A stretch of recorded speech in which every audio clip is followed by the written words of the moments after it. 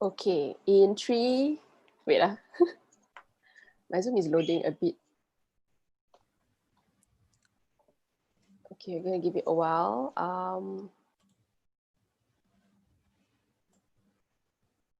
Okay, in 3, 2, 1, and we're live.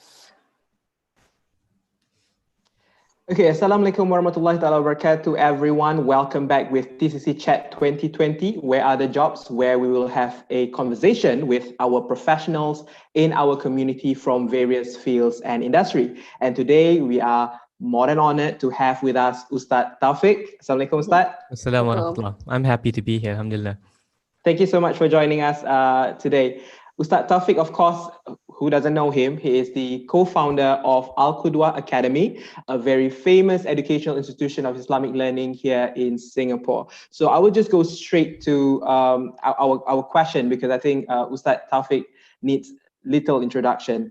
Ustad, could you share with us about, I would say, your career journey and how did you get into this profession in the first place?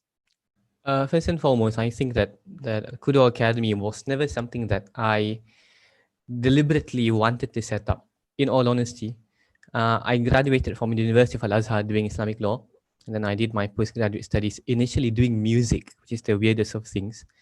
Then I did civilization studies, and when I started writing my thesis, I started working, and the first place that I actually worked at was none other than the NTU. I actually worked at the NTU as a research analyst in political violence. So my designation was political violence expert.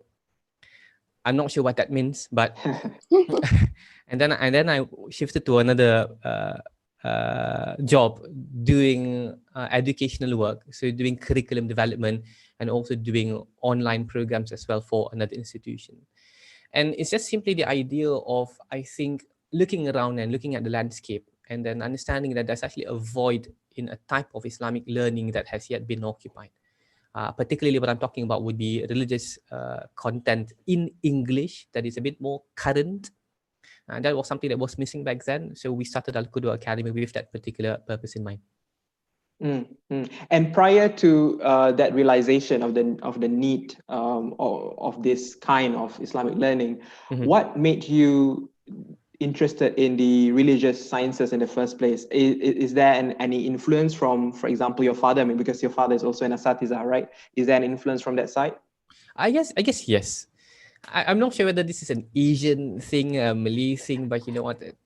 If your father or your parents want you to be something, you kind of like submit to that particular one. And you know what? I myself never thought that with the family that I had, with the environment that I had, I would actually be anything else, if you understand what I mean. So I guess family was really it. So my brother went to Medina, my little sister studied Arabic language, and she did linguistics. So I couldn't be doing something else, I think. And do you expect your kid to also be in this field? Because they say it's a 3-generation thing, right? In all honesty, no. Why is that? I think that there needs to be a shift a bit concerning how we understand da'wah work, particularly. That if you look in where I studied in Egypt, there was actually a class of people in Egypt in which they were not necessarily trained in Islamic sciences per se, to mean that they actually went to madrasa or went to university, but rather they actually went to the professional route. So they were surgeons and mechanical engineers and software engineers and so on and so forth, that they also pursued Islamic learning on the sides. But the level of competency, the level of profoundness of the Islamic education was so strong that they were able to master both at the same time. So they went out doing da'wah not for the sake of trying to make a living, but rather they felt that it was a religious and moral responsibility to do so. So I'm trying to look at that as well. So I'm trying to force a lot of doctor stuff in on my daughter, so that she would somehow want to become a doctor somehow, but still have mastery of the religious sciences still. Yeah, yeah. Do you see a trend in Singapore start towards that? Because just to provide a context here, we talked previously with Ustad Hanan. Of course, Ustad Hanan is coming from the so-called religious establishment, and he shared with us about the career and competency framework for Asatiza, and how this is actually this religious sector contains about more than 1,500 Asatiza, but 40% of them are working in a mosque. And 30% of them are working in MMOs or educational institutions like yourself. Do you see a trend in Singapore where Asatiza actually go outside of this religious sector? I do see that particular trend, but it's a trend or transition that is a bit, I won't use the word scary, but it is still uncharted waters. Not many have yet to explore that particular route. With the thousands of Asatiza that we actually have in Singapore, you can actually like count the people who did those kind of crossovers. So the idea would be, number one, trying to define truly the job scope of an ustaz, number one. Yep. And if a person is then defined or considered to be an ustaz, where is he supposed to be positioned from a professional perspective? Where does he work at? What institution? And I think that that is still on the ground that people who, if you say the word ustaz, they would assume a particular image. They would attach to that particular ustaz a type of work or a type of expertise that he has and nothing more. So whenever that you go across those lines, there seems to be much of a confusion, I think, still. Yeah. I see. Okay. Maybe here I'll come in for a bit. What about women representation in the field? How important and how do you see it? I think the urgency is escalating, and there needs to be much more representation from women, especially looking at whatever that's happening all around the world concerning the social issues that are actually arising these days. And not only that, I do not think that it is weird that we are having this particular discussion. It is as if that we do not give much value to women in this particular expertise, when it is supposed to actually be similar. And matter of fact, I think that when we speak about education in Islam, we hold the principle that the first madrasah is actually the mother, the home. So whenever that it concerns the development of the future, the development of the young, the development of children, it is first and foremost in the hands of women. So social issues, education is always tied to women first and foremost. So again, we see a rise of really strong, competent asatiza amongst the women going out and doing work, which we truly applaud and we truly encourage the rest to do as well. But you know what? We can always have more. Yeah. And you see an increase of female students as well, for example, from your experience in Alqudwah as compared to the men? We have had a more unique experience. If you would speak to people like Ustaz Bizi Wahid, right, he will always complain that for his events particularly, it would draw more of the female crowd. Yep. It's always a female crowd. But with Alqudwah Academy, I'm not sure what it is. I'm not sure why it is that we actually draw, if not an equal crowd, actually more men than women. Right. That's interesting. That's interesting. Yeah, because I would like to know, your perspective from Alqudwah. When we talk about this committee on future Asatiza, on the vision of future Asatiza, for example, they identify 3 identities that the future Asatiza need to possess as a religious leader, as a professional, and as a role model. How do you identify yourself which one, or perhaps you have a different way to describe the thing that you do? I think it is a bit unjust for me to try and position myself in any of these categories, in all honesty, but the aspiration would be none other than to try and provide some sort of guidance and to be some sort of a role model for the young, the capacity in which we operate, of course. But I think that it seems to be, again, and this is where we come from, I speak on my own behalf, is that the religious, educational, intellectual competency and also literacy is something that is somewhat, if I could use the term, lacking. So if you're talking about role model, what type of role model that I was talking about? Are you talking about a person of character? Are you speaking about a person? Of course, these are issues that we acknowledge as well. But one of the more important things that at least we at Alqudwah Academy think is greatly necessary is none other than to guide the intellectual journey more than anything else. And I think we need to bring the Islamic religious education to much more of a intellectual kind of a discussion more than anything else. Yeah. Do you also see yourself as an entrepreneur, Ustad, someone who is in the education business, especially in the religious studies, trying to build an institution, a more sustainable institution that runs for itself? Do you see yourself an entrepreneur at any point of time? I do. The long term aim of Alqudwah Academy, whether this is idealistic or not, is to none other than build a full fledged college, if you could just actually use that particular term, a real institution. What I mean by a real institution being another one that is accredited, one that has roots from itself to branch out to other institutions, one in which there is proper certification and so on and so forth. And that requires certain expertise concerning this particular issue of entrepreneurship and business and also development as well. Yeah, yeah. Why I brought that up, because previously we were talking about asatiza who are actually out of, who are exploring out of the religious sector. And I think last year TCC also for Islamic Sciences, we did explore asatiza with that kind of religious studies qualification who are in the media or in other sectors. And I think Alqudwah is among the institutions that is at the forefront of revolutionizing this Islamic learning in Singapore with your AQA TV, your podcast, your cool graphic design, and things like that. So what are the skills actually for our youth who are in the religious sciences?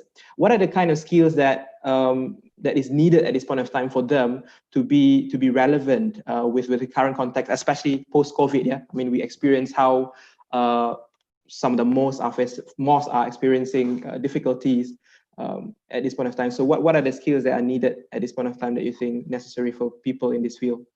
I think that there is a real need for asatiza particularly to be able to understand content creation. And what I mean by content creation would be to be able to somehow extract from our heritage, from our classical text, and somehow simplify that in a form in which is consumable by the public, either through normal media or social media or digitalized media in that particular sense. So with that said, then comes the other skills in the forms of production, in the forms of video and so on and so forth. But having a broad idea of how to relay the information to the society in the best way possible, I think that would be like the basic skill. I'm saying this simply because, and this might be a criticism of some sort, that a lot of people are doing video, but the question is this, like the way that you are doing video, what is the level of efficacy or the level of impact that your video actually provides? Or is it simply just something that you have to do because you cannot be at the mosque? This is a bit of a jab, but something that I think we should think about. So when you talk about doing a video, what are the necessary skills required in regards to production level, in regards to understanding the skills of delivery and so on and so forth? These are things that we need to go into. Great. Do you have any advice, Ustad, for those youth who are, of course, currently, this is not the best year for those who are graduating, regardless of what fields you are in, including those in religious sciences. So what do you say to the youth who now feel a bit trapped? They're looking for their first job or they're thinking to change a new job. What do you say to them? I think that they should embrace this particular time limit and take it as an opportunity to really develop certain skills that are required. I think that as an ustaz, one should not stop at the notion that whatever that I've learned at university is in the end enough and sufficient. And these are in the end the times in which we are forced to think that, there are certain other skills that are important greatly. Production, video production, design, and so on and so forth. These are things that are, I think, part and parcel of da'wah today. So when you speak about da'wah, back then, people would never think about trying to put in Photoshop or Adobe Premiere Pro as part of da'wah requirement. But I do think that today, those are actually requirements. And also the English language, by the way. As in like the language of how they use or how they structure their sentences, that kind of... Just linguistic literacy. The ability to be able to like speak effectively to people in that language. Not because of a view that the English language is superior to other languages. No, not at all. Right? But to rather understand that this is the language or the tongue of the people. So you communicate with whatever that the people would be able to relate to the most. And that idea. Yeah. Great. I want to dig deeper into some advice that perhaps you can give us that based on the question that we receive from the youth that really links to what we discussed just now about some of the concern or the stress that are in our youth mind given this current situation. I saw your episode about modern men when you talk about this issue of masculinity, roles and things like that. We do have a question from a man here who talks about the pressure in the society for men to perform at their work. So during this point of time when, for example, they are laid off, they are not in a position where they have work as compared to other female members in their families, they feel more stressful, they feel more pressure to, as if they are not useful or things like that. What do you say to him? I would say, the most important thing at the end of the day would be to try and bring home a decent salary, whatever that particular job might be. That's always this particular dilemma of your dream job, your passion against making a living, and people always hope that whatever that you're passionate about, you can actually make a living out of it. In certain situations, that is not the case. In certain situations, and in our situation currently, it is certainly not the case. So if you are not able to in the end look for a job that is something that you're truly passionate about, something that is actually part of your natural skill set, and you have to in the end push yourself to doing something that may not necessarily be the most desirable for you from a professional perspective, the idea again is to understand that you have responsibilities for your own self, and you might also have responsibilities for people around you as well. So pick yourself up, and there is honor in doing humble jobs as well, and may Allah subhanahu wa ta'ala provide barakah, inshallah.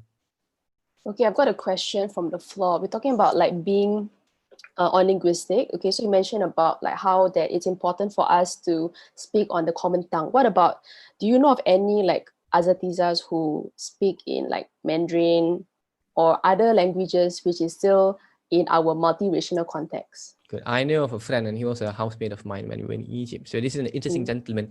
And the sad thing about this particular example will be that his case is a rare case. So there's a gentleman by the name of, if I can mention his name, says Muzammil Yassin, and he's a Indian Singaporean who he was brought up in Kelantan to memorize the Quran, and then he went for his secondary education in Egypt. So he stayed for a long time in Egypt. He did his degree in the Arabic language, and when he did his master's at the American University in Cairo, he did it in linguistics, translation Arabic to Mandarin. So he is Indian, speaks fluent Malay and fluent Kelantanese, also has proper certification in the Mandarin languages, and he's now the head of linguistics in the Arabic language in NUS currently. And when we were in Egypt, we actually realized that we were thinking about this particular issue. When we go back home, yes, English is a given. But besides English, what do we then require as well? So Mandarin was something that we actually said, maybe this should be something that we venture into as well. But again, as I said, unfortunately, you don't have much, not much. Yeah, talking about that, perhaps you can share some insight, Ustad, because you mentioned a lot about, even the establishment of Alqudwah Academy is when you see a particular unfilled gap in the Islamic learning in this country. Perhaps our young Asatiza out there who are thinking, what are some of the things that maybe they are not able to identify some of the gaps, they can't see that. What are the gaps that you think are still present at this point of time that would need more people to come in to help in that? Something that perhaps you are trying to do in Alqudwah as well. I think something that the Asatiza are required today is an understanding of social sciences, honestly. Because what we learn in university, whether it is Al-Azhar or Medina and so on and so forth, other than this theories in philosophy, theories in law and so on and so forth that were written in the past. And there are things happening now on the ground, and the dynamics of why these things happen on the ground, in which we still have not figured out because of our lacking in our access to the social sciences. So understanding of sociology, understanding of history and politics and so on and so on would be something that Asatiza would greatly require, so as to be able to really bridge the classical understandings of Islam with the current situations. Great. Yeah, talking about that, just an example, I was actually quite surprised to know that the head of social work at SUSS or SUTD was part of the council for the Committee of Future Asatiza, and she's not even Malay Muslims or Muslims. Good point. Another question is that this actually links to your quote. So maybe you can also explain about, give us a bit more insight on your quote about true knowledge humbles and elevates men. So the question is, in a context, in a corporate setting where, it's all about climbing up the professional ladders, getting more and more knowledge, how can we remain knowledgeable, pursue knowledge, but at the same time remain humble in a context where competition to be recognized, to excel is so intense in Singapore? I think that one needs to truly understand the philosophy of knowledge to begin with, that education, knowledge, is first and foremost the education and the refinement of the self. It is another than to understand the place of a human being on earth and to understand his purpose living on earth. So if a person knows more, then in essence, he's supposed to be much more grounded, understanding his responsibility and what is required for him to, in the end, fulfill that particular responsibility. Now, with that said, a knowledgeable person is one who, in the end, when he exists, he also brings about change to his surroundings as well. So if you have a person who has a lot of information, but then has not yet provided any sort of facilitation nor development, nor improvement to his surrounding, he's actually not truly a knowledgeable person in my estimation. So I always kind of like try and shove this in the minds of my friends and my students. Like, if you go to Alqudwah Academy and it does not make you a better human being, then you know what, you have not learned the religion at all. So that should be at the core of everything. So whatever that you learn, the purpose would in the end be try to make the world much more prosperous and much more better place. And that should be in the end none other the function of knowledge itself. That's interesting, Ustad, because of course that's not the lingo in.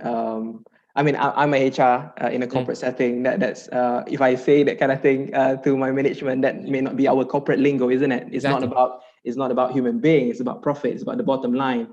So I think that's a really interesting perspective, especially for our Muslim professionals out there who are listening to us. We have this, like back then we have people who are in the line of innovation, scientists, right? Back then we had that, but their perspective of innovation, their perspective of science, their perspective of trying to come up with anything was other than to try and better the human condition. That was always in mind more than anything else. Science is still science, mathematics is still mathematics. But what differs from one time to the other being another, the intention that you actually put for pursuing whatever that you're pursuing. So if it's in the end other than to bring you closer to God, a type of spirituality, and then trying to better the world, then it is in the end what you call as beneficial knowledge, I think. Okay, I'm going to come in just to expand on that, because we're talking about intentions and then doing about HR, about a different perspective. So we have a question about someone asked, like, what does Islam say about passion, job, and etc. So I'm thinking like passion job might be something that is not related to what you're actually studying or what you're actually pursuing. So what do you think about that? I think again, there is a utopia and there's also an idealistic understanding that, you can get a job that you are passionate about. But again, very few get to do that. So in the situation that you are unable to pursue that, what I would recommend would then be to understand the realities of living that you need to, in the end, sustain for your own self. And whatever it is, but whatever means necessary, you need to, in the end, figure that out. But at the same time, we know that burning passion that exists in every human being. Do not ever let that go. So when you look at our tradition as well, you have many scholars, people like Imam Abu Hanifa rahmatullah alayhi, the founder of the Mazhab Imam Abu Hanifa. He was a scholar, but at the same time, he was still a merchant. He was a person who sold fabric and textile, and he was very, very good at it. So he never said that, in order for me to become an ustaz, I need to, in the end, put my passion aside. It was never the case. So I do think that people can still do two things at the same time without neglecting their responsibilities, I think. Ustad, there's a dilemma here that I hope you can calm us on, because we're talking about passion and we're talking also about knowledge and humility. Is it wrong, Ustad, when you see a particular niche, for example, a particular need, whether in your company or in your community, and then you think you have the knowledge and you are passionate in it, is it wrong to actually sell yourself so that you are able to get that position? Because I think in our community or I mean, in my religious circle, there seem to be, things like tanak riya, or it is wrong to ask for a particular position, but it's so different in corporate setting. In corporate setting, you want a promotion, you better ask, you better claim it, right? Yeah. So can you give us some insight on that dilemma? I think there are two aspects of this. From a more spiritual perspective, I have to say that because, but from a more spiritual perspective, a position should not be asked. A position should be in the end fought for. You are supposed to improve your worth, and then God determines where you are positioned. That's from a more spiritual perspective. However, there is also the hadith of the Prophet ﷺ that says that, if the wrong people are put in position, then beware the ends of time. So there is a sense of humility coming in that, I want to climb that corporate ladder, but the idea would be that, am I actually the most fit for that particular position? There needs to be a sense of humility there as well. The modern mindset would be that, I'm going to climb it because I want to climb it, because I would be much more comfortable, I would earning more there. But again, we need to, in the end, try and instill a sense of humility and humbleness there as well, to think that, I'm trying to do my best, but if I'm not fit for it, I need to acknowledge that I'm not fit for it. Yeah. So a lot of self-reflection is that. I think that is also the way, how can we be more humble as we maneuver ourselves in the professional world. Yeah.